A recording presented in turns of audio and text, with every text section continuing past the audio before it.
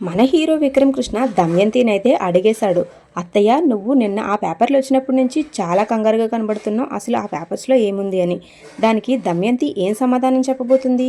దమయంతి అయితే మన హీరోయిన్ రాధను చంపే ప్రయత్నం చేసింది. ఇక ఆ ప్రయత్నంలో దమయంతి సఫలం కానుందా, లేకపోతే రాధ బయటపడి దమయంతి రాధను ఎందుకు చంపాలనుకుంటుందా అని ఆలోచనలో పడనుందా? అసలు ఏం జరిగింది ఈరోజు స్టోరీలో తెలుసుకోవాలంటే ఇప్పుడే ఈ వీడియోని పూర్తిగా చూసేయండి. లాస్ట్లో ట్విస్ట్ అయితే సూపర్గా ఉంది, అస్సలు మిస్ అవ్వద్దు. జైల్లో కూర్చుని తన కూతురు రాధ కోసం ఆలోచిస్తున్న సేనయ్య దగ్గరకు దమయంతి వస్తుంది. తర్వాత దమయంతి సేనయ్యతో ఇలా అంటుంది, నేను చిట్టి గురించి తెలుసుకోవడానికి రాలేదు, చిట్టి గురించి నాకు ఆల్రెడీ తెలిసిపోయిందని నీకు ఒక్కసారి చెప్దామని వచ్చానని చెప్తుంది. ఆ మాటకి మన సేనయ్య అయితే చాలా షాక్ అవుతాడు. దానికి సేనయ్య ఏంటి నువ్వు మాట్లాడేది అని అడుగుతాడు. దానికి దమయంతి అయితే ఇలా సమాధానం చెప్తుంది, ఏంటి ఇప్పటికీ నేను తెలుసుకోలేననుకున్నావా? తెలుసుకున్నాను, ఇప్పటికైనా తెలుసుకున్నాను, నిజమేంటన్నది నేను తెలుసుకున్నాను అని చెప్తుంది. ఇక్కడే దమయంతి మన సేనయ్యకు షాకింగ్ విషయం చెప్తుంది. రాధ నీ సొంత కూతురు కాదన్న విషయం, ఇంకా రాధే రామచంద్రయ్య అసలు కూతురు అన్న విషయం కూడా నేను తెలుసుకున్నాను అని సమాధానం చెప్తుంది. ఇక వెంటనే మన సేనయ్య అయితే చాలా ఆశ్చర్యపోతాడు. తర్వాత సేనయ్య రాధ తన కూతురే అని నమ్మించే ప్రయత్నం చేస్తాడు. కాదు, రాధ నా కూతురే, రామచంద్రయ్య గారి కూతురు కానే కాదు, దయచేసి నన్ను నమ్మండి అని చెప్తాడు. దానికి దమయంతి అయితే నేను నమ్మే ప్రసక్తే లేదు, నేను మనుషుల కంటే ఎక్కువగా ఈ పేపర్స్నే ఎక్కువ నమ్ముతాను అని తన దగ్గర ఉన్న DNA రిపోర్ట్స్ని మన సేనయ్యకి చూపిస్తుంది దమయంతి. ఇక ఆ తర్వాత దమయంతి అయితే సేనయ్యకు పెద్ద వార్నింగ్ ఇస్తుంది. చిట్టిని నా ఎదురుగానే ఉంచి నాకు తెలియకుండా రాధా అనే పేరుతో ఉంచావు కదా, ఇక చాలు. చిట్టి ఇప్పుడు నా దగ్గరే ఉంది. నా దగ్గర ఉందంటే అర్థం ఏంటో నీకు తెలుసా? నా దగ్గర ఉందంటే చావుకు దగ్గరగా ఉంది అని అర్థం. ఇక చిట్టి గురించి నాకు తెలిసిపోయింది కాబట్టి తనని ఎలా చంపుతానో ఆలోచిస్తూ చిట్టి చావు వార్త వినడానికి సిద్ధంగా ఉండని చెప్పి అక్కడి నుంచి వెళ్ళిపోతుంది. తర్వాత మన విక్రమ్ కృష్ణ ఇంట్లో అయితే వీళ్ళందరూ బయట కూర్చుని ఆవకాయ పచ్చడి అన్నం కలుపుతూ ఇక తింటూ ఉంటారు. ఇంతలో పాపం మన హీరోయిన్ రాధకైతే పొలమారిపోతుంది. పొలమారిపోతిన తర్వాత మన రామచంద్రయ్య ఇంకా సునంద మన హీరోయిన్ రాధ దగ్గరికి వచ్చి తలను నిమురుతూ తనకు మంచినీళ్ళు పట్టిస్తారు. ఇక చాలా కంగారు పడిపోతారు. రామచంద్రయ్య అయితే ఇలా అంటాడు, ఏంటమ్మా మరి కళ్ళల్లో నీళ్ళు వచ్చేసంతా పొలమారిపోయిందా? పొలమారడం అనేది ఒక్కొక్కసారి చాలా ప్రమాదంగా మారుతుంది అని చెప్తాడు. దానికి మన హీరోయిన్ రాధైతే కాస్త ఎమోషనల్ అవుతుంది. దానివల్లే ఆ కన్నీళ్ళు వస్తాయి. తర్వాత ఇదంతా దూరంగా నుంచి చూస్తున్న దమయంతి ఇక రాధే చిట్టి అన్న విషయం తెలిసిపోయింది కాబట్టి ఇక లేట్ చేయకుండా దీన్ని ఇప్పుడే చంపేయాలి అని అనుకుంటుంది. తర్వాత రామచంద్ర అయితే ఒక మాట చెప్తాడు హీరోయిన్ రాధకి, నువ్వు చాలా జాగ్రత్తగా ఉండమ్మా, అన్నం తినేటప్పుడు పొలమారితే చాలా ప్రమాదమే జరుగుతుంది, నీకు ఏదైనా అయితే నేను తట్టుకోలేను తల్లి అని చెప్తాడు. ఇక ఆ మాటకి మన విక్రమ్ కృష్ణకు కూడా ఎక్కడో తగులుతుంది. ఏంటి వీళ్ళు ఇంత ఎమోషనల్గా దగ్గరైపోతున్నారు అని ఆలోచనలో పడతాడు. తర్వాత వాళ్ళు దమయంతిని కూడా భోజనానికి పిలుస్తారు. కానీ దమయంతి ఇలా అంటుంది, మిమ్మల్ని అందరినీ ఇలా చూసి నాకు కడుపు నిండిపోయింది, నాకు ఆకలిగా లేదు అని చెప్తుంది. దానికి విక్రమ్ కృష్ణ, మాకు మాత్రం ఏదో వెళ్తిగానే ఉంది అత్తయ్య, నువ్వు నిన్న కొరియర్ వచ్చినప్పటి నుంచి ఎందుకు అలా ఉన్నావో తెలుసుకోవచ్చా అని అడుగుతాడు. ఇంట్లో వాళ్ళందరూ కూడా దమయంతిని అడుగుతారు, నీకు ఏదైనా ప్రాబ్లం అయితే చెప్పు, మనం ఇంట్లో వాళ్ళందరం కలిసి దానిని సాల్వ్ చేసుకుందాము, ఏమైందో చెప్పు అని ఇంట్లో ప్రతి ఒక్కరూ అడుగుతారు దమయంతిని.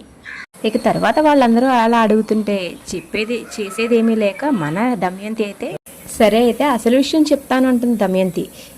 అయితే దమయంతి ఏం చెప్పబోతుంది? ఇక రాధే రామచంద్రయ్య కూతురు అన్న విషయం చెప్పైపోతుందా? ఏం జరుగుతుందో చూద్దాం. అంతకంటే ముందు మన వీడియో మీకు నచ్చినట్టయితే ఈ వీడియోకి ఒక లైక్ చేయండి, మన ఛానల్ని సబ్స్క్రైబ్ చేసుకుని బెల్ ఐకాన్ ఆల్లో పెట్టుకోండి.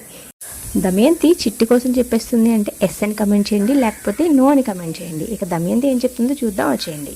నేనైతే దమయంతి చెప్పదని అనుకుంటున్నాను, చూద్దాం. విక్రమ్ కృష్ణకి పెళ్ళైనప్పటి నుంచి మన ప్రియా వేరే పెళ్లి చేసుకోను అని భీష్మించుకుని కూర్చుంది. కూతురు పెళ్లి పెటాకులు లేకుండా ఎలా ఉండిపోతే నాకు చాలా బాధగా ఉంది. ఆ విషయాన్ని నా గుండె తట్టుకోలేకపోతుంది. మొన్న ఒకసారి నాకు గుండెల్లో నొప్పి వస్తే డాక్టర్ దగ్గరికి వెళ్ళి టెస్టులు చేయించుకున్నాను. ఆ రిపోర్ట్సే ఈ రోజు వచ్చాయి అని చెప్తుంది. ఇక ఇంట్లో వాళ్ళందరూ చాలా కంగారు పడతారు. ఆ రిపోర్ట్స్లో ఏముంది, డాక్టర్ గారు ఏమన్నారు అని. దానికి దమయంతి నా హార్ట్ చాలా వీక్గా ఉంది అని చెప్పారని చెప్తుంది.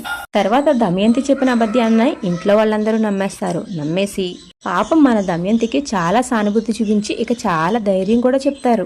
కానీ ఈ స్క్రిప్ట్ అంతా మన హీరో విక్రమ్ కృష్ణకి నమ్మబుద్ధి కాదు. తనైతే డౌట్ గానే చూస్తాడు దమయంతి వంక.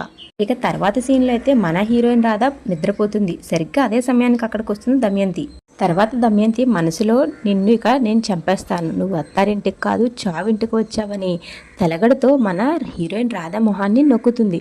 ఇంతలో చూపిస్తారు సీనయ్యని. ఇదంతా సీనయ్య కలగంటాడు.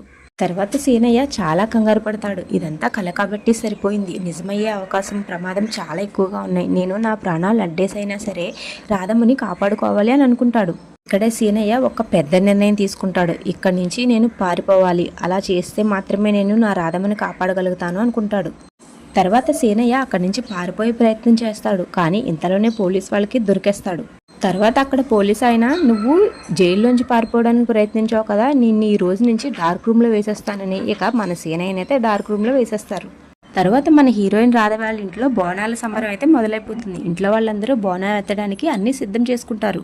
తర్వాత సునంద మన హీరోయిన్ రాధకి ఒక కొత్త చీర ఇచ్చి, మన ఇంటి ఆనవాయి ప్రకారం బోనమెత్తే కోడలు కొత్త చీర కట్టుకుని బోనమెత్తాలి, ఆ చీరను కూడా మేమే ఇవ్వాలి అని ఒక చక్కటి చీరను మన హీరోయిన్ రాధకి ఇస్తుంది సునంద. ఇదంతా చూస్తూ పక్క నుంచి అసూయ పడుతుంది మన ప్రియ. నాకు ఇక్కడ చిన్న డౌట్ వచ్చింది, బోనాల పండుగ అప్పుడే మొదలైపోయిందా, ఆషాఢంలోనే చేస్తారా?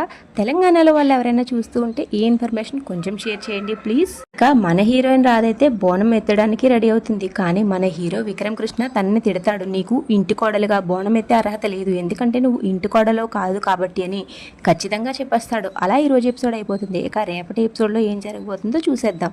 రేపటి ఎపిసోడ్లో మన హీరోయిన్ రాధ బోనం ఎత్తుతుంది.